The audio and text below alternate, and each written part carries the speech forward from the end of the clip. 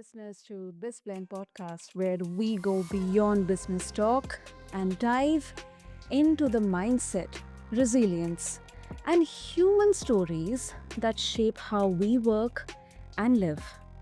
I'm your host, Sana, and listeners, today we are tackling something every entrepreneur faces, but few master the art of navigating uncertainty with clarity and courage. And listeners, my guest is Hussein Hallak. He is a Syrian-born Canadian troublemaker, recovering engineer, hopeless romantic, and lifelong learner who has spent over 2 decades helping people make sense of chaos. He's worked with immigrant founders, upcoming artists, and anyone willing to reinvent themselves when life refuses to follow the rules. And his latest book, The Dark Art of Life Mastery, is not about sugarcoating. It is about reclaiming agency and building something real when easy answers just don't cut it. So, if you have ever felt like that you are stuck between your ambition, your passion, and your mental wellness, or if you have wondered how to stay grounded when everything's uncertain, this conversation is for you. So, Hussein, welcome to the show, and I'm really, really honored to have you here with us. Thank you very much for having me. That's such a great introduction. Thank you. I'm loving it. I'm gonna use it. Thank you, Hussein. But it's definitely uh, uh, quite a lot of quite a journey in there, Hussein, and I think this definitely it is such an important part of your identity that I absolutely appreciate. And specifically, you have built a career in what you call making sense of chaos. Now, generally, our brains are naturally wired that it doesn't like much of changes. It fears chaos, and that's probably why we call it as a fight or flight mode we get into. Um, and now, considering so many uncertainties out there, I mean, yes, I'll be very honest. It may sound a bit of, cryptic, but we are in uncertain times. Economic crashes. We just had a pandemic. The global economy is a bit unstable. Um, there can be a failed product. Companies are laying off. Companies are closing, or there could be a personal crisis. So, um, I would love to know what's your first step toward clarity? That's a great question. I would say it's important to open your eyes. It may sound extremely easy, but Mm. unfortunately, all of us live in our own heads. We live not in the world as it is. We live in the world as we perceive it.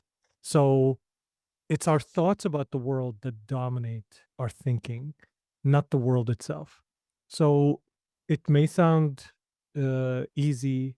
It is simple, but it's definitely requires constant practice to Yeah. open our eyes and really look at the world as it is. And this may seem like good examples of that when I work with entrepreneurs in particular.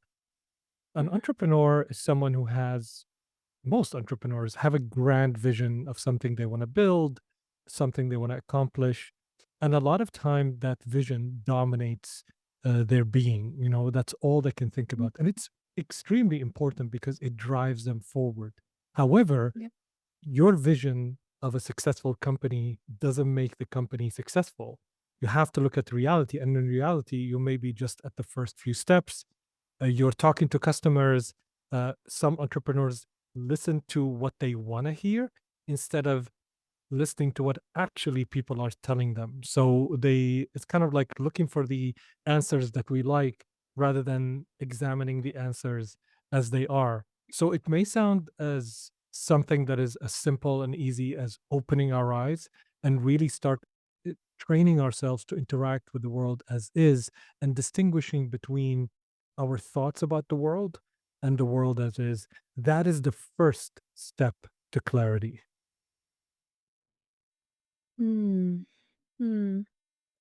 And does it mean that we can have all the answers? I mean, how do you explain to someone that clarity can still exist without certainty? Because, as you mentioned about, you know, uh, I would, as an entrepreneur, I would be more, I would love to hear what I like, not what the actual reality is. So that's kind Exactly. of echo chamber that we kind of create. And there is such a, to me, I'll be very honest, because initially I used to think like this, that, I always used to get demotivated when somebody criticized me, constructively criticized me, or I was not much of a likable person in terms of how would I react to if somebody is definitely trying to point out my mistake.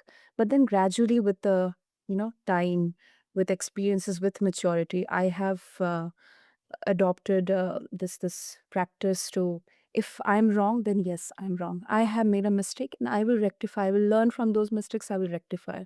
But then it's such a dangerous position to be in your echo chamber. So how would you explain to someone that clarity can still exist without certainty? Clarity definitely doesn't mean certainty, because certainty means knowing what's going to happen, how it's going to happen, where it's going to happen. So knowledge gives you certainty. For example, I know the house that I'm in right now is built well. I have, let's say, the information needed for us to join this meeting. That gives certainty. Information, knowledge about something gives a level of Mhm, certainty. There is no absolute certainty. There is a level of certainty. For example, I don't know that the next minute an earthquake is going to happen and the house that I'm in that looks very solid can completely collapse. I don't know that, but I know enough certainty for me to sit in this house and be certain that I'm, you know, almost as safe as I can be, considering that I don't control the future. So, but if I start living in my own thoughts about, I am, nothing bad is ever going to happen, then that lie that I say, and sometimes it's important or comfortable to live in our own lies, but and that's okay if that's your choice. But as long as it's a conscious choice, I choose sometimes to say, nothing bad's going to happen if I don't deliver this task on time. mhm, Um, mhm, uh, Now, do I can I be certain? No, I don't know how the client's going to react, but I can tell myself this so I can comfortably, let's say, relax, let's say for half an hour. I can say to myself, if I delay for half an hour, nothing's bad's going to happen. I can take a few steps forward and say, well, I don't control how the client sees it. This is where clarity starts to show up, because the first is my own thought about the thing. I'm going to delay it for half an hour. Nothing bad's going to happen. That's my own thought.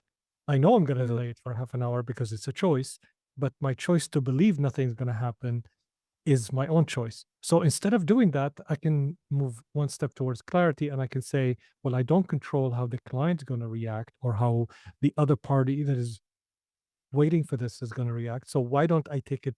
I remove that certainty and say, I don't know how they're going to react. I want to delay it for half an hour, and it's important for my health or my relaxation, or it's just a choice that I want.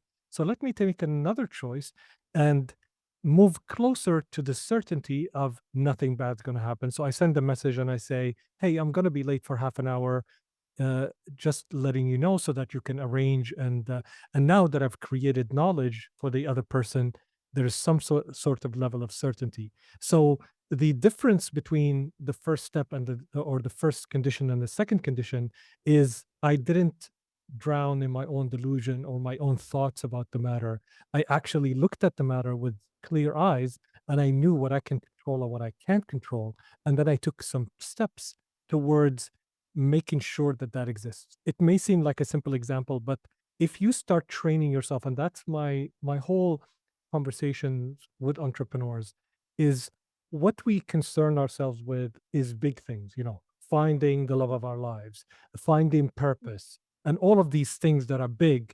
And what happens is, and those are important things, don't get me wrong, but what happens is when we're engaged in big things, they're always happening over a long period of time that gives us the excuse to not take any meaningful steps. But if we Mm. engage in simple, radical actions every day, like I don't, I know I need to find my purpose for my life, but that's over the span of 20 years. But how about I make up, what I want today to be like, what I want the next hour to be like, and I practice what is it to make choices that impact the next hour or the next day or the next week. And when I start doing that consistently, I become more comfortable in how I think. I learn more about myself. I learn how I interact and how I exist in the world, what matters to me, what doesn't. And the more knowledge I have about myself, I can create certainty in my life because I know how I'm going to react. For example, if I know that, as you said, if feedback hurts me, then I start, asking for feedback in different ways. Instead of saying, "What do you think?" I ask, "Hey, I'm looking for feedback in the following way. Can you give me feedback like this? And can you give it to me written, for example?" So I start asking for what works for me. And I start learning that about myself rather than going down the path that everybody does. And then, get to learn about myself by putting myself in situations that I can't envy, or I don't want. So this is how, by small little actions every day, you can actually create choice in your life. You can learn more about yourself, and you can get closer to certainty as much as that is possible. There will be always uncertainty in life. That is life in a nutshell. Absolutely, absolutely. We it's nothing of a patronizing for our listeners, but what I've learned is we should be embracing the thought of dealing with contingencies, and the outputs may not be favorable. We may not have the perfect plan, but then let's have a plan A, then plan B or plan C. Um, and you know, we have seen such a global level event happening. I mean, it's such a uh, you know, it was a catastrophic event, but at the same time, it also brought so, I mean, like elephantine amount level of transformation in so many people's lives. People have actually understood the value of work life harmony, or they have understood value of um, holistic wellness, of having their loved ones with them, trying to understand their purpose. I think uh, it's kind of a opportunity in adversity. Yes. There will always be, I mean, events in the world that we have zero control over. Right now, climate change is kind of, Yes.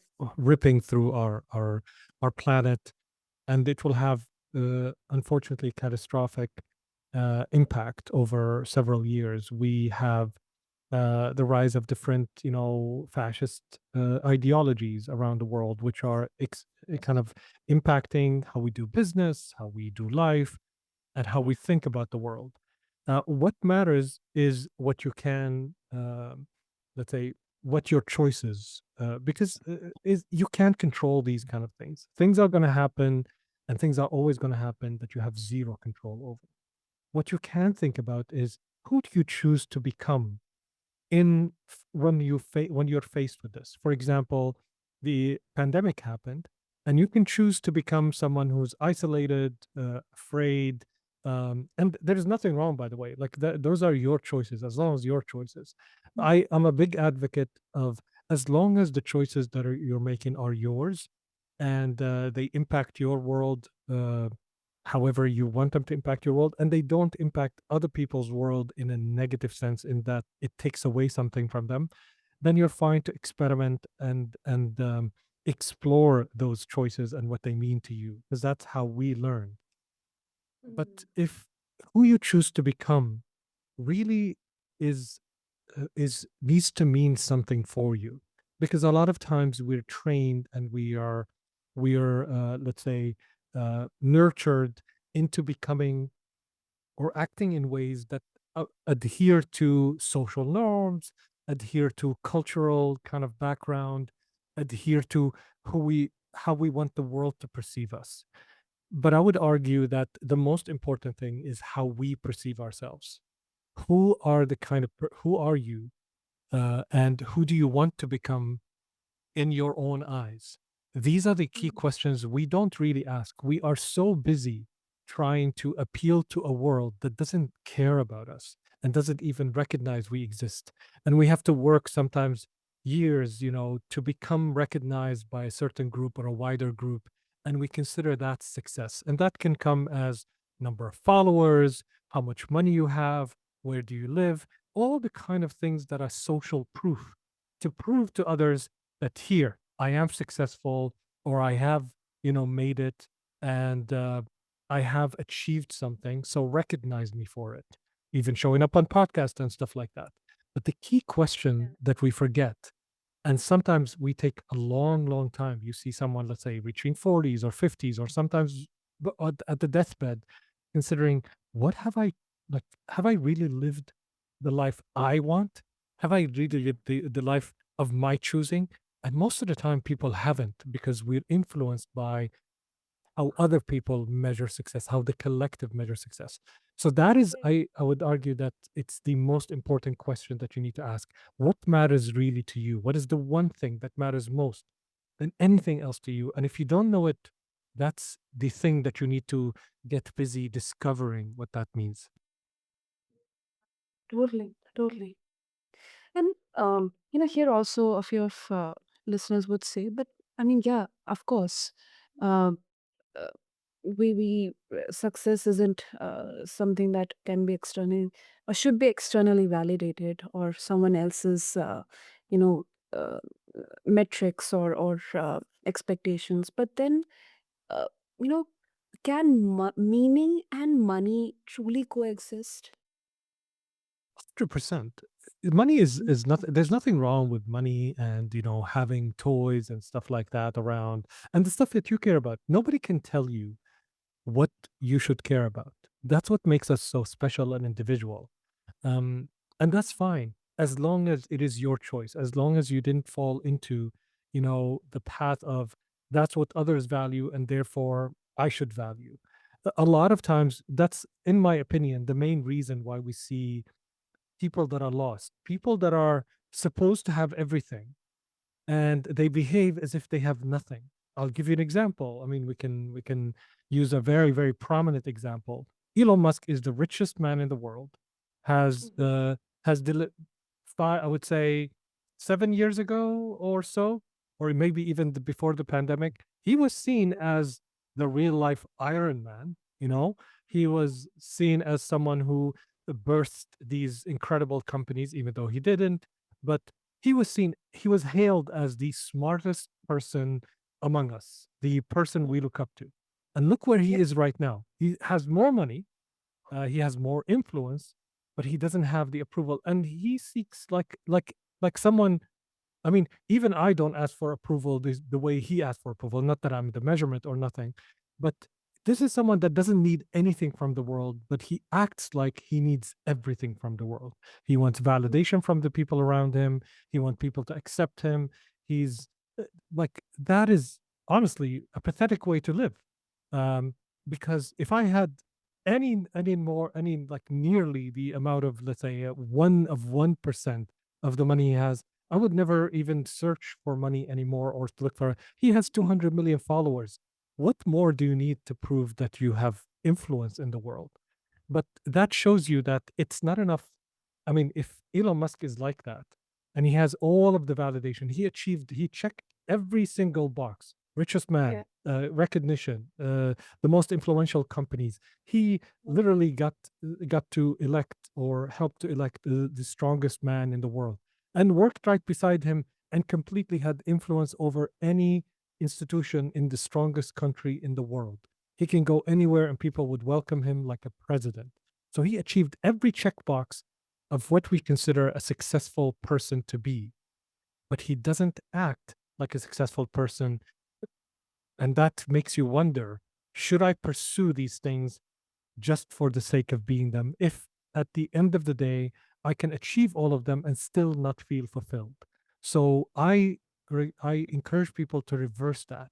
Ask yourself what fulfills you and make sure you're aware of it, and pursue whatever path you want as long as it is your choice. However, as long as you're aware, you're coming from awareness and you know, hey, I know money is not going to fulfill me, but for now, I'm choosing to pursue money because I need to pay rent. I like to have to be financially secure. I like to retire early. Whatever is your reason that you pursue it, as long as you know you don't mix them and say, I'm pursuing money because if I get enough money, then people will value me. Then I'll be someone who has value in the world. Then I'll be satisfied because that's a false equation. You're never going to do that. For to be to you comfortable with yourself, you need to start there, and that's a personal conversation. You don't get validation, you don't get self fulfillment from others. No matter how many people love you, if you don't love yourself, you're not going to feel love. No matter Yeah. how many people respect you, if you don't respect yourself, the respect is not going to matter. No matter how much money you have in the world, if you don't feel fulfilled and content, no amount of money is going to make you feel like that. So as long as you're aware of where the source of that comes in, kind of like, you can choose to eat a Mars bar as long as you know that eating that Mars bar is not going to fulfill you like eating, a sushi or a good meal. A good meal fills you up and nourishes you. A Mars bar, well, it's great. I love it, but it's not going to fill me up with the same amount of nourishment. That gives me some sugar high and it's nice and it's lovely to have, and that one nourishes me and feeds me. So as long as you're aware of what does what to you, like what things you pursue and their impact on your life, then great. It's when you mix them both, when you treat a Mars bar like a nourishing meal, that's when the problem happens. Wow. Wow. That was absolutely powerful, Hussein. Absolutely powerful. Oh, oh, okay. I wish we would have more time, but if our listeners they would like to connect with you and get a hold of your book, what would be the best way? Thank you for the question and thank you for having me and the great questions that you've asked. I would say The Dark Art of Life Mastery is available on Amazon, available on Barnes and Noble, wherever you want to get it. And you can find me at HusseinHallak.com or search Hussein Hallak on Google. I'm probably the only person as known with that name. There is somebody else. There are some other people with the name, but very few. So search Hussein Hallak or go HusseinHallak.com or The Dark Art of Life Mastery. And thank you very much for having me. Absolutely. Thank you. Thank you, Hussein. And I'll make sure to have all the links in the show notes. And I'm so thankful to you for cutting through the noise and really showing us that clarity and courage, they aren't abstract ideals. They are daily practices, especially when the ground beneath you is shifting. So thank you so much. Thank you very much, Sana. I appreciate you. To all the listeners out there, you know what? Uncertainty is not the enemy, it is the landscape. Your job is to navigate it with intention, protect your mental space, and build a life that's as meaningful as it is successful for you, to you. And to connect with Hussein and explore his work, including his new book, just refer to the show notes along with this episode. And until then, this is BizBlend, and I'm your host, Sana, reminding you that courage isn't about not being afraid. It is about deciding what matters more than fear. Thank you.